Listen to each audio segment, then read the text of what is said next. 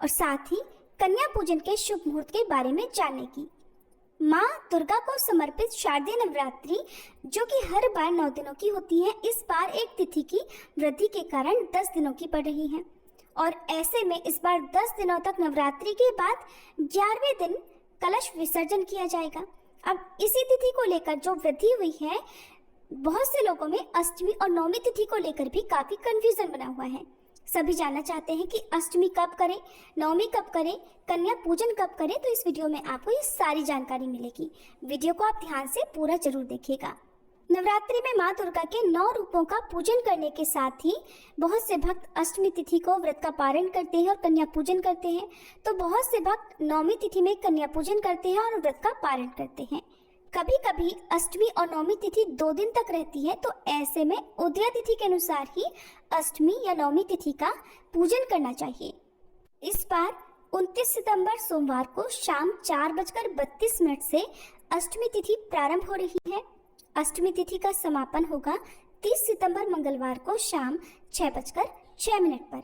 वैसे तो 29 सितंबर को शाम के समय से ही तिथि लग रही है, लेकिन उदया तिथि 30 सितंबर को मानी जाएगी, इसलिए इस बार अष्टमी का व्रत या अष्टमी के दिन जो लोग कन्या पूजन करना चाहते हो, उन्हें 30 सितंबर मंगलवार को ही कन्या पूजन आदि करना चाहिए।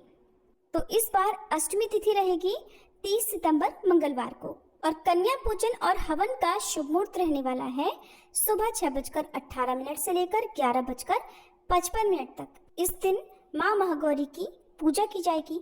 प्रातःकाल पूजा मुहूर्त रहने वाला है सुबह 5:01 से 6:13 तक।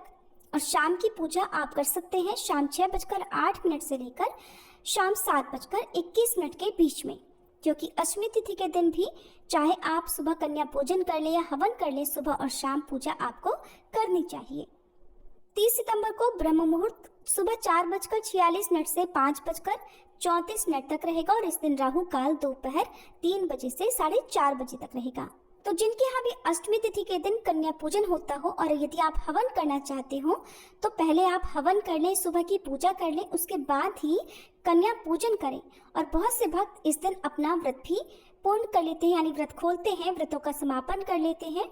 तो ऐसे में कन्या पूजन के बाद जो भोग आपने कन्याओं को लगाया है, माता रानी को लगाया है, उसी को प्रसाद रूप में ग्रहण करके उसके बाद आप अपनी श्रद्धानुसार सात्विक भोजन कर सकते हैं। अब कुछ लोग ऐसे भी हैं जो केवल चढ़ती उतरती नवरात्रि के व्रत रखते हैं, यानी पहला और आखिरी व्रत रखते हैं, जिनके यहाँ पर अष्टमी के दिन कन्या पूजन होता है। तो ऐसे में उन्हें 29 सितंबर को व्रत रखना है, उसके बाद 30 सितंबर को कन्या पूजन करके व्रत खोल लेना है। नवमी तिथि प्रारंभ होगी 30 सितंबर मंगलवार को शाम 6:07 से, जिसका समापन होगा 1 अक्टूबर बुधवार को शाम 7:01 पर। ऐसे में उदया तिथि के अनुसार इस बार नवमी तिथि 1 अक्टूबर दिन बुधवार को रहेगी और बुधवार के दिन कन्या पूजन और हवन का शुभ मुहूर्त रहेगा सुबह 6:20 से 11:55 तक।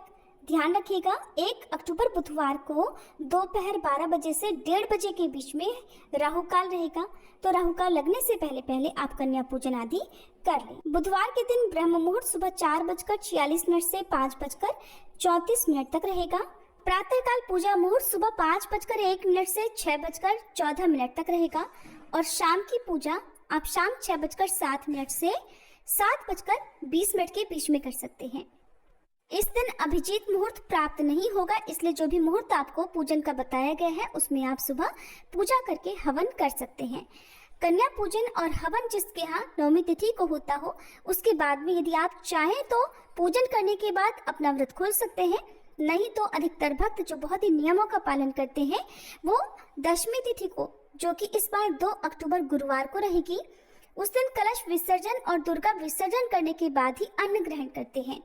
ये आपकी श्रद्धा है, आप चाहे अष्टमी को चाहे नवमी को व्रत खोल सकते हैं, जिस दिन भी आपके यहाँ पर व्रत पहले से ही खोला जाता रहा है।